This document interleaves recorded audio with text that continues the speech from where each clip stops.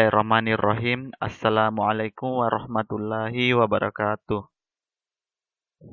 Alhamdulillah, puji syukur atas kehadirat Allah Subhanahu wa taala karena atas limpahan rahmat dan hidayahnya lah sehingga kita masih diberi kesehatan dan kesempatan untuk bisa kembali beraktivitas hari ini. Baiklah, hari ini kita sudah masuk ke materi kelima pada mata pelajaran produk kreatif dan kewirausahaan. Pada materi kelima ini berkaitan tentang proses produksi.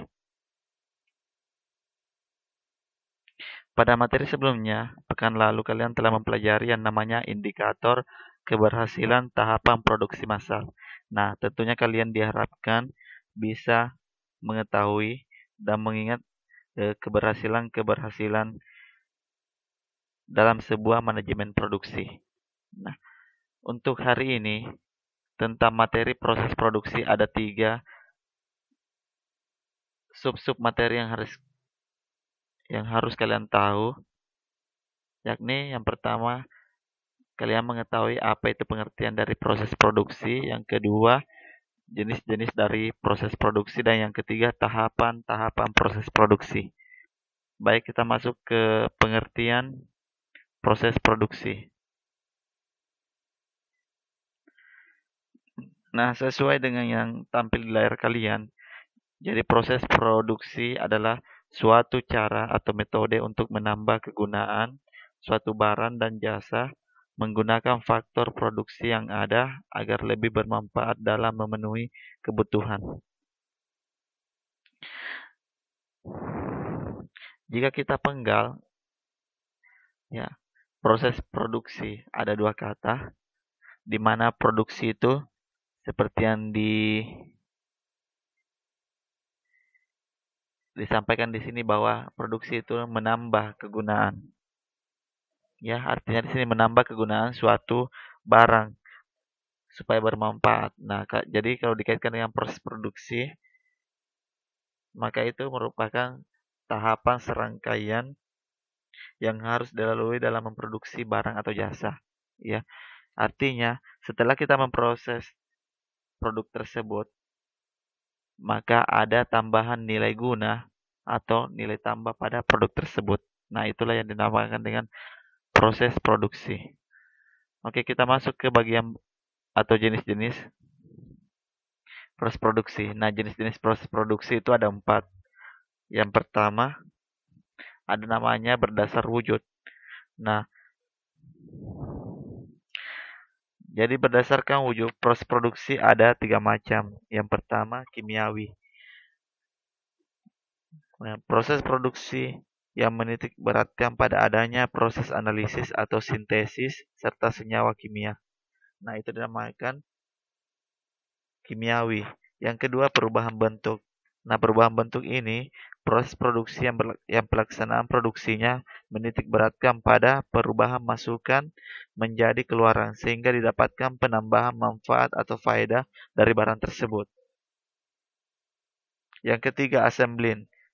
Assembling ini merupakan proses produksi yang dalam pelaksanaannya lebih menguntungkan pada proses penggabungan dari komponen-komponen produk dalam perusahaan yang bersangkutan atau membeli komponen produk yang dibeli dari perusahaan lain. Yang keempat, transportasi. Nah, transportasi ini merupakan proses produksi yang menciptakan jasa atau pelayanan pemindahan tempat baik berupa barang atau manusia. Yang kelima, penciptaan jasa administrasi. Nah, kalau yang ini dinamakan suatu proses yang memberikan jasa administrasi kepada perusahaan-perusahaan lain atau lembaga yang membutuhkan. Nah, itulah tadi jenis-jenis proses produksi berdasar wujud proses. Yang kedua, ada namanya berdasar arus. Ya, ada 3 macam. Yang pertama, terus-menerus. Pengertiannya yaitu proses produksi barang atas dasar aliran produk dari satu operasi berikutnya tanpa penumpukan di suatu titik dalam proses. Ya, artinya terus-menerus diproduksi barang tersebut. Ya. Yang kedua, terputus-putus. Pada jenis produk diproses dalam kumpulan produk bukan atas dasar aliran terus-menerus dalam proses produksi. Ya, terputus-putus ini artinya membutuhkan jangka waktu tertentu dalam memproduksi produk tersebut. Yang ketiga adalah proses produksi campuran. Tipe proses produksi ini merupakan penggabungan dari produksi terus-menerus dan terputus-putus. Nah, ini bergantung dari kebutuhan konsumen atau kebutuhan para pelanggan kita ya, di mana jika memesan produk itu ya dan produk yang tadinya sudah habis maka harus siap diproduksi. Artinya ya kadang lancar, kadang tidak ya. Jadi itu namanya proses produksi campuran. Yang berikutnya berdasar penyelesaian. Kalau berdasar penyelesaian proses produksi ada 4 macam. Ada dinamakan tipe A, tipe B, tipe C, tipe D. Kita akan bahas satu-satu. Tipe A itu dapat diperiksa dengan mudah. Pada tipe proses produksi A, setiap tahap proses produksi dilakukan dalam perusahaan dapat diperiksa secara mudah.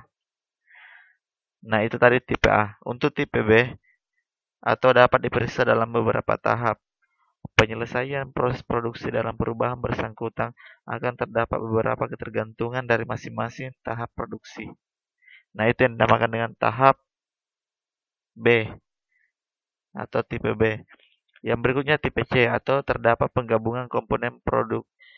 Penjelasannya yaitu perusahaan yang penyelesaian produksinya dalam perusahaan bersangkutan akan terdapat beberapa ketergantungan dari masing-masing tahap produksi. Berikutnya tipe D atau proses menggunakan mesin otomatis. Proses produksi dilaksanakan dengan menggunakan mesin dan peralatan produksi otomatis mesin. Dan peralatan produksi yang digunakan dalam perusahaan tersebut dilengkapi dengan beberapa peralatan khusus untuk melaksanakan pengendalian proses produksi dalam perusahaan yang bersangkutan.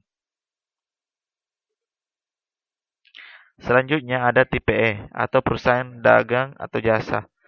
Merupakan proses produksi dari perusahaan-perusahaan semacam ini menjadi agar berbeda dengan beberapa perusahaan yang melaksanakan processing dalam proses produksi yang dilaksanakan dalam perusahaan yang bersangkutan. Nah, itulah tadi jenis proses produksi berdasarkan penyelesaian. Selanjutnya, masih ada satu yaitu berdasar bahan mentah. Berdasar bahan mentah. Kalau berdasar bahan mentah ada dua, ada analitik dengan sintetik ya. Kalau analitik itu merupakan suatu bentuk proses produksi yang menciptakan beberapa barang dari suatu jenis bahan mentah atau output. Ya, jadi bahan yang diproduksi itu termasuk bahan mentah, itulah yang dinamakan dengan analitik. Kalau sintetik yaitu proses menggabungkan beberapa input atau bahan mentah menjadi satu barang lain. Ya, artinya ada beberapa bahan mentah atau bahan yang akan diolah menjadi suatu produk, tapi bentuknya berbeda. Nah, itu yang dinamakan dengan sintetik. Ya, jadi itulah 4 jenis-jenis proses produksi. Selanjutnya, ini ada contoh satu proses ya. Ini berdasar penyelesaian. Ada namanya. Ini adalah proses yang mengubah kain menjadi sebuah produk ya, seperti baju, celana, dan sebagainya. Nah, ini proses produksi pada kain ya. Yang pertama adalah pembuatan pola atau ketin ya. Itu adalah proses cut ya atau memotong kain. Kemudian yang kedua make yaitu proses penjahitan ya. Di sini mulai diubah bentuk kain menjadi sebuah produk. Kemudian setelah proses penjahitan selesai maka ada pencucian, setrika, packing, buang benang dan labelin ya. Ini namanya tahap trim. Jadi inilah contoh proses produksi mulai dari pembuatan pola sampai dengan packing kain tersebut ya menjadi sebuah produk seperti baju maupun celana. Selanjutnya kita masuk ke tahapan-tahapan proses produksi. Nah, tahapan proses produksi ini ada 4. Yang yaitu planning, routing, scheduling, dan dispatching. Ya, kita akan bahas satu persatu. Yang pertama planning. Ya, planning itu dinamakan perencanaan. Nah, pengertiannya di sini planning yaitu proses mendorong terkoordinasinya perencanaan proses produksi. Tahapan ini menentukan produk apa yang akan dibuat, berapa jumlah bahan baku, biaya, dan jumlah tenaga kerja yang diperlukan.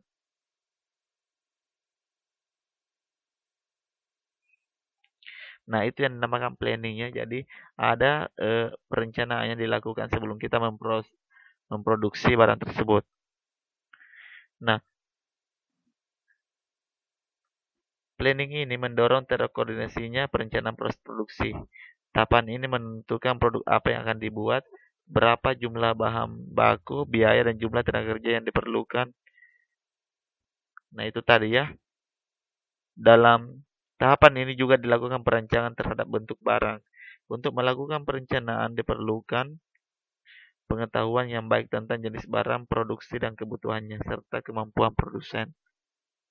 Nah, itulah penjelasan tentang tahapan pertama ya. Tahapan kedua yaitu routing atau penentuan alur. Nah, routing merupakan proses menetapkan dan menentukan urutan kegiatan proses produksi. Iya, jadi itu routing ya, sama dengan penjadwalan. Jadi ada waktu yang direncanakan kapan produk tersebut akan diproduksi. Ya, penjadwalan dilakukan dengan mempertimbangkan jam kerja pekerja dan lama dari setiap alur produksi. Dalam tahapan ini dibuat master schedule atau jadwal utama yang kemudian dipecah menjadi jadwal yang lebih terperinci. Yaitulah tahapan yang kedua. Tahapan selanjutnya ada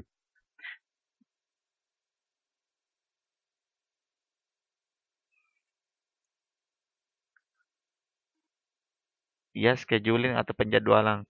Nah, scheduling merupakan proses menetapkan dan menentukan jadwal.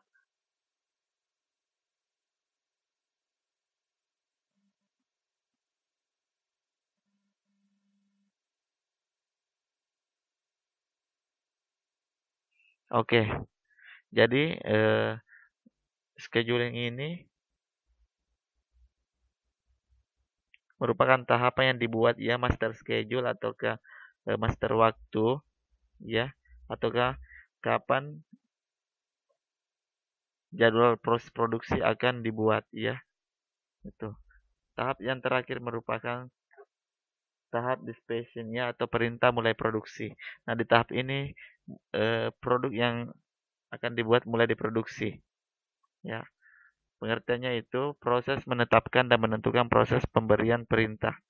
Nah, jadi dari beberapa perencanaan sebelumnya yang diatur oleh pemilik perusahaan, di sini sudah ditentukan ya bahwa produk tersebut sudah siap untuk diproduksi.